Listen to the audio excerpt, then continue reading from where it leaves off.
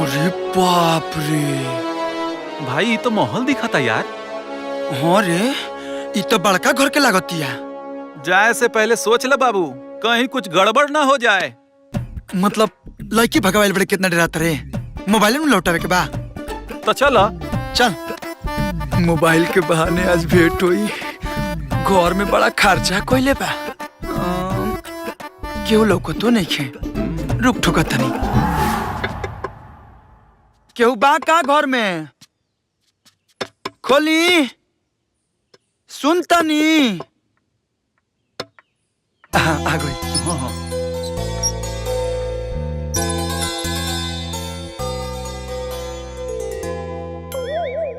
का ऐसे का दिखता रहूं? चिन्हत नहीं खू का? ना, केकरा से मिले के बा? अच्छा, मतलब नाम याद बा, चेहरा भुला गेल बड़ी। का मतलब?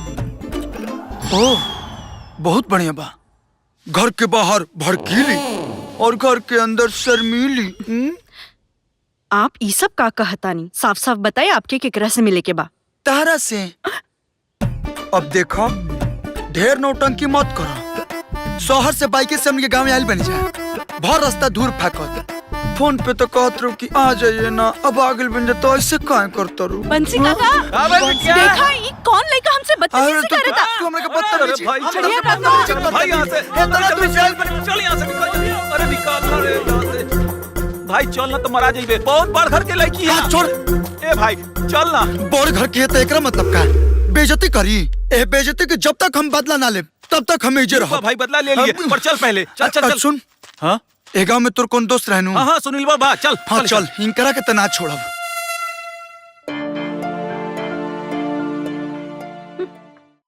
भलाई के जमाने नहीं के छोड़ब नाम करा के। ए आकाश भैया, अब तो खा लो।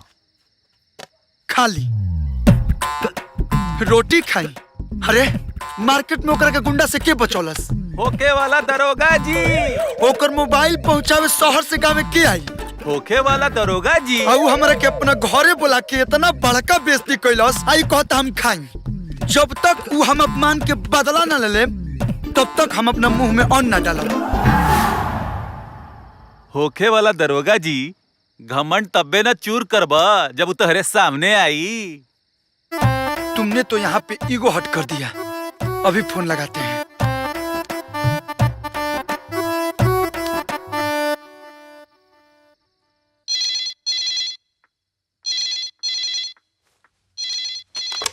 हेलो।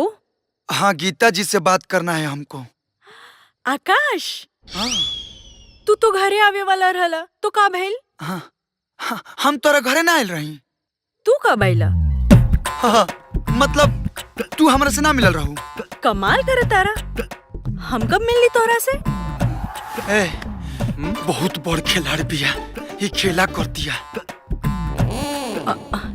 मिल जाए दे। ऐसा सबक सिखाई कि जिंदगी भर याद रखी। हेलो आकाश। हाँ हाँ हाँ हाँ, सुना तनी, बोला।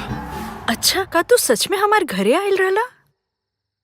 हाँ हाँ। और हम तोरा से मिलल रहनी? ना ना, हम तो सपना देखत रही। कहा बानू कि जब से तोहरा से मिलल बानी हमारा नजरिक के सोचा बस तू ही तू लौकते बाड़ू। ई का कहता रहा? सॉरी, उमन के बाद जुबान पर आ गई। अरे ते हमरा घरे आवा। ना ना ना ना, पिटाए खातिर। अगर आपको हमसे मोबाइल लेना है तो आप हमसे अकेले मिलिए, वो भी फेस टू फेस, तब हम आपको मोबाइल दे सकते हैं। घर पे नहीं आएंगे ना। अब तो तोहरा से मिले के पड़ी। अच्छा बतावा कहाँ मिली? अब तू बतावा, हम तो से कहाँ मिली? वो ग्लोवा का टीला केहू से भी पूछ ला। वही जा, आजा, हम मिलब वही जा। ठीक बा, कल मिलते हैं।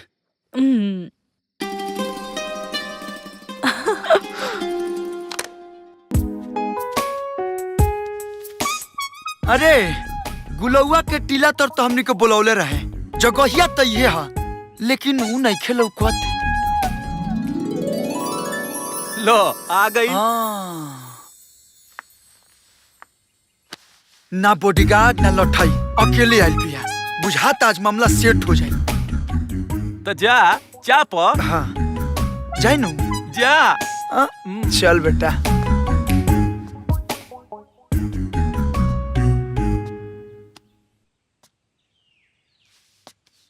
हम बुलौनी और तू भागल चले एलू।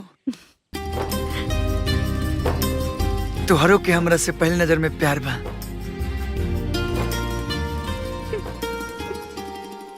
अरे कुछ बोलबू कि असही ला जाते रहबू। फोन पर तो बड़ा चहक के बोलेलू आ सामने वाले पे तारा का हो जाला। बड़ा हंसी आवता। मतलब आज कौन नाटक सोच ले बड़ू? पहले इतना प्यार से अपना घरे बुलालू, हम कुछ सोचे ना बुझनी, बाइक उठौनी और तारा हवेली पे पहुंच गई। ना जाने कितना के डीजल खर्चा भइल होई। आप पहचानल तो दूर अपना हरिया बंसी का के बुलवा लू हमरा के पिटवावे खातिर। ई मत सोचियो कि हम तोरा के अपन प्यार के इजहार करे खातिर बुलौले बनी। हैले पकड़ अपन मोबाइल। तोरा जैसन सरफिरी घमंडी से कोनो पागले होई जे प्यार करी।